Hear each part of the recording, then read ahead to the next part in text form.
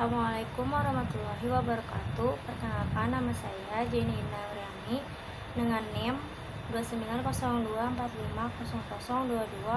Saya dari Prodi Akuntansi. Di sini saya akan mempresentasikan tugas UAS yang berjudul pengambilan sampel di mata kuliah Statistik Bisnis dengan dosen pengampu Ibu Irvia Eriza MPD. Yang pertama yaitu ada pengertian pengambilan sampel.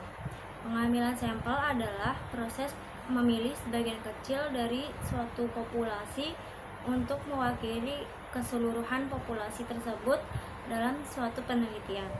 Tujuannya untuk mendapat informasi tentang populasi tanpa perlu meneliti seluruh anggota populasi, yang seringkali tidak praktis atau bahkan tidak mungkin. Sampel yang baik harus representatif, artinya karakteristik sampel harus mencerminkan karakteristik populasi secara akurat. Selanjutnya yaitu pengertian sampel kecil. Sampel kecil adalah sampel yang berukuran kurang dari 30 atau N lebih kecil dari 30. Analisis statistik pada sampel kecil berbeda dengan sampel besar karena distribusi samplingnya tidak mengikuti distribusi normal. Di sini terdapat jenis-jenis sampel kecil, yaitu jenis-jenis pengambilan sampel kecil sama dengan sampel besar, seperti sampel acak sederhana, sampel sistematis, sampel berstrata, sampel kustur, dan lain-lain. Perbedaannya terletak pada ukuran sampelnya yang kecil. Di sini juga terdapat rumus sampel kecil, yaitu T sama dengan X dikurang MU per S per akar kuadrat N, di mana X adalah rata-rata sampel, MU adalah rata-rata populasi, S adalah simpangan baku sampel, N adalah ukuran sampel. Di sini juga terdapat rumus sampel kecil yang jika varian populasinya tidak diketahui, rumusnya yaitu T sama dengan X dikurang MU per S per akar N kurang 1. Selanjutnya yaitu ciri-ciri distribusi T-student. Distribusi T-student memiliki ciri-ciri, yaitu yang pertama simetris terhadap 0. Yang kedua, bentuknya mirip dengan distribusi normal, tetapi lebih melebar atau memiliki ekor yang lebih tebal, terutama pada sampel yang sangat kecil. Yang ketiga, bentuknya bergantung pada derajat bebas atau DF sama dengan N dikurang 1. Semakin besar derajat bebas, semakin mirip distribusi T dengan distribusi normal. Selanjutnya yaitu ada pengertian menguji rata-rata populasi. Menguji rata-rata hitung populasi bertujuan untuk menentukan apakah terdapat perbedaan yang signifikan antara rata-rata sampel dengan suatu nilai rata-rata populasi yang telah ditentukan atau hipotesis. Di sini juga terdapat jenis-jenis uji Z. Uji Z atau jika varian populasi diketahui dan ukuran sampel besar, N lebih besar daripada 30, atau uji T atau jika varian populasi tidak diketahui atau ukuran sampel kecil, N lebih kecil dari 30. Selanjutnya yaitu ada rumus uji Z.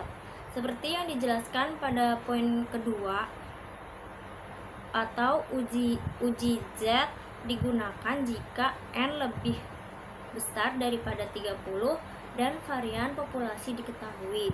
Rumus uji T digunakan jika N lebih kecil dari 30 atau varian populasi tidak diketahui. Selanjutnya yaitu pengertian menguji selisih rata-rata populasi. Menguji selisih rata-rata hitung populasi bertujuan untuk menentukan apakah terdapat perbedaan yang signifikan antara rata-rata dua kelompok atau lebih. Di sini ada jenis-jenis uji Z. Uji Z atau jika varian populasi diketahui dan ukuran sampel besar, atau uji T jika varian populasi tidak diketahui atau ukuran sampel kecil. Uji ANOVA atau untuk membandingkan lebih dari dua kelompok. Rumus uji Z. Rumus bergantung pada jenis uji yang digunakan.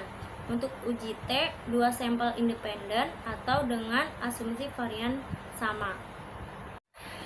Di sini ada rumusnya, yaitu T sama dengan X1 dikurang X2 per akar S2P per N1 ditambah S2P ditambah N2, di mana X1 dan X2 adalah rata-rata sampel kelompok 1 dan 2.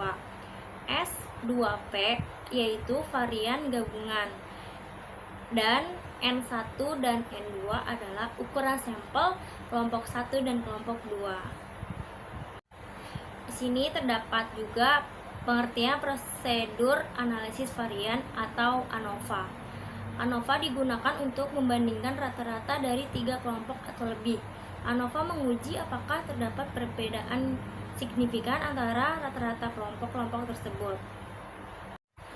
Di sini terdapat jenis-jenis ANOVA, yaitu ANOVA satu arah atau satu faktor, dan yang kedua ANOVA dua arah atau dua faktor atau lebih. Rumus ANOVA.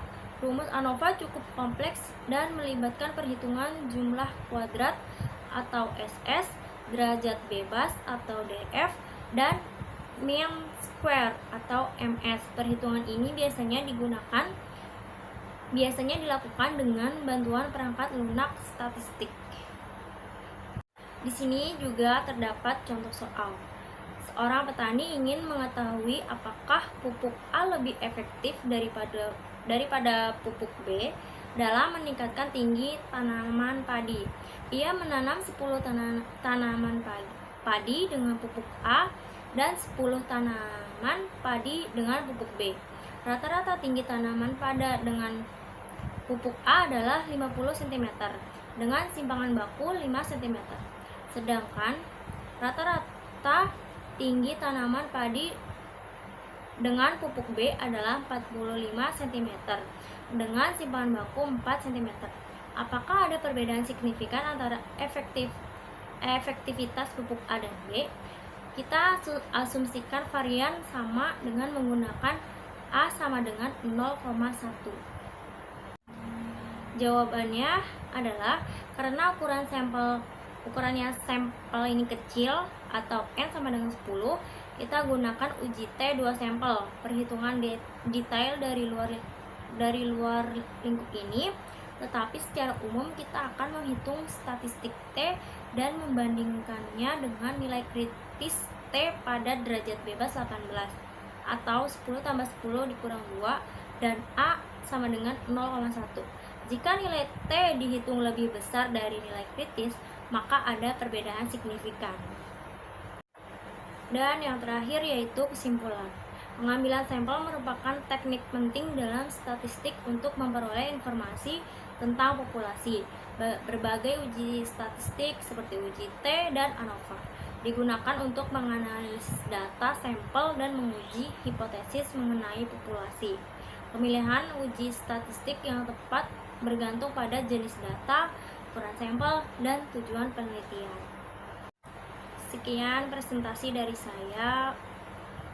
Jika ada kekurangan mohon dimaafkan. Kurang lebihnya wassalamualaikum warahmatullahi wabarakatuh. Thanks for watching. Yeah. Better. Yeah. Pull. Oh.